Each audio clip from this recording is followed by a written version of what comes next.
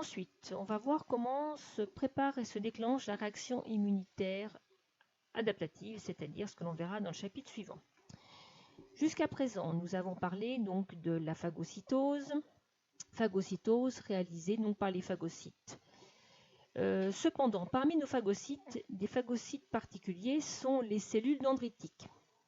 Ces cellules dendritiques, eh bien, elles vont intervenir entre justement la réaction immunitaire innée que nous traitons dans ce chapitre et la réaction immunitaire adaptative du chapitre suivant.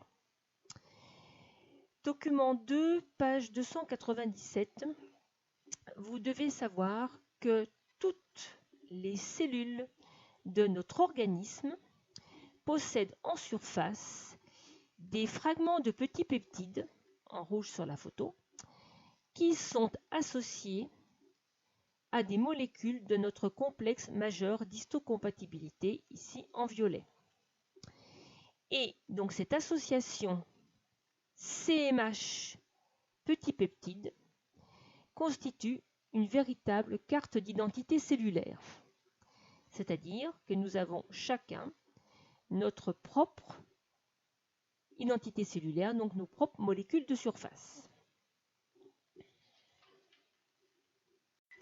Vous pouvez légender. Ici, en rouge, il s'agit du CMH.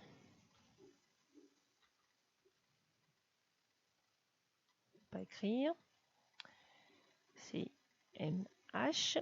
Et ici, en bleu, il s'agit d'un petit peptide nous appartenant que l'on qualifie peptide du soi.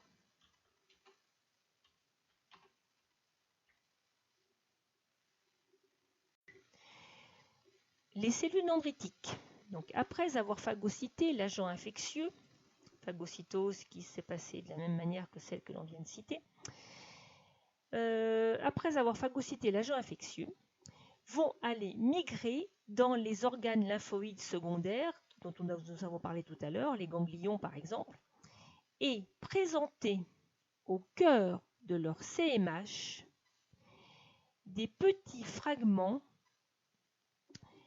du pathogène qu'elles auront préalablement digéré. Donc ce sont vraiment des phagocytes particuliers. Donc si je résume, ces cellules dendritiques vont phagocyter l'agent infectieux, le digérer et le présenter au cœur du CMH. C'est ce que l'on voit sur la figure ici, la cellule dendritique qui a phagocyté l'agent pathogène et qui présente au cœur de son CMH un petit peptide de l'agent pathogène qu'elle a digéré. D'autre part, les lymphocytes T, dont nous parlerons beaucoup dans le chapitre suivant, possèdent à leur surface ce qu'on appelle des récepteurs T ou TCR qui, s'ils détectent le CMH associé à un petit peptide d'un antigène, seront activés. C'est la raison pour laquelle les cellules dendritiques sont appelées cellules présentatrices d'antigènes. Vous pouvez légender le schéma. Donc ici, nous avons une cellule dendritique.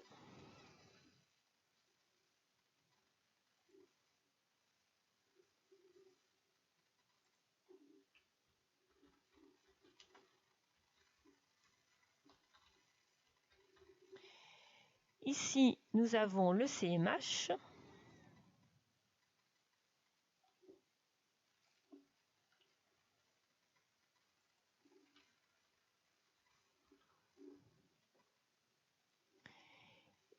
Ici, nous avons un petit peptide donc, de la bactérie donc, qui a été digéré, que l'on va appeler un antigène.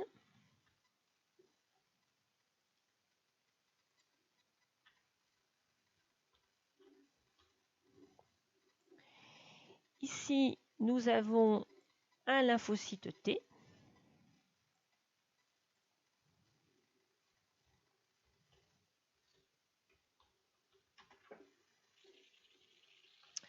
Et ici, ce qu'on appelle un récepteur T.